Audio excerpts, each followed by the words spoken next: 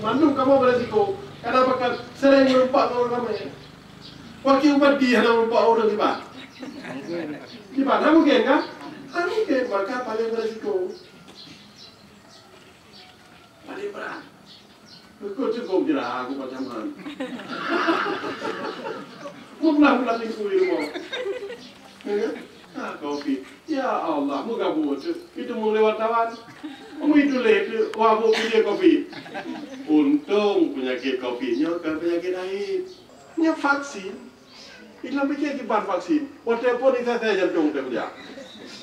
Ya vaksinnya. Alhamdulillah. Ya, nampak kan? Di foto, ya kan? Dan uring samping foto, nampak jempol. Doktor Imat Belano.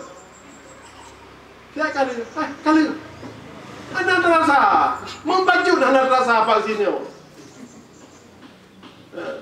Anak terasa lihatnya bangai badan. Karena vaksinnya sama lagi tambah vitamin untuk menambah kekebalan tubuh.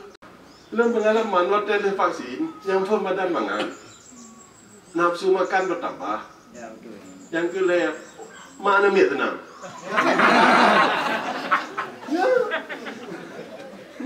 Nya apa sih? Nya kan? Nya mi. Nya peng belti. Tahap apa tu? Tahap kedua dari sumber dana kampung. Dia tu lebih supaya bermanfaat. Ya. Biasa dia untuk apa? Untuk kebutuhan sehari-hari, bermanfaat untuk rumah, ya kan? Pengnya peng pakcik, belum cuma bantu je.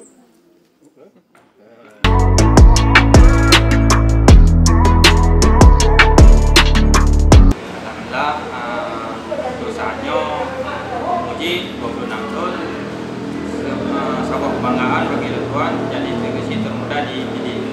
Bersaing sangat sulit untuk kita jalankan. Nah, beberapa titik yang harus tanya lewati. Interaksi dengan orang tua kampung memang bagus sih. Alhamdulillah baik. Baik ya. Ini dari desa apa sih? Desa Daya Kumbang. Daya Kumbang di Jeramaian. Ya. Oke bagus sih. Harapan bagus sih uke gimana bagus sih dalam menangani kampung. Insyaallah harapan pokoknya terkait doa berujung kampung Daya Kumbang.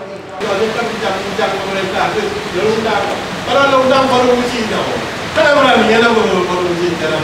Kayak ada leh, undang juga. Oh, anak ni anak. Kayak lo kampung lo ni. Dia tidak, dia baru jadi lo. Maka undang baru mesti kemudian lain. Maka kita bincang-bincang. Angkat masalah-masalah yang dalam kampung. Langsung Pak Lucy wakil-wakil berapa, tangkap, sebabkan Pak YouTube kita sebabkan bagaimana mengiani kan, membuka polisi kompeten, dengan membuka polisi kecamatan Kamaro dan sebagainya kan itu kaledanya. Dengan diduga isi jauh kan sih, okey pada, kalau isi jauh diduga. Kali saya sebutkan bah YouTube, mana saya kirim ada, ya kan? Saya kirim itu macam tu, jadi mudah-mudahan semua jangan lupa like, subscribe, komen, dan share.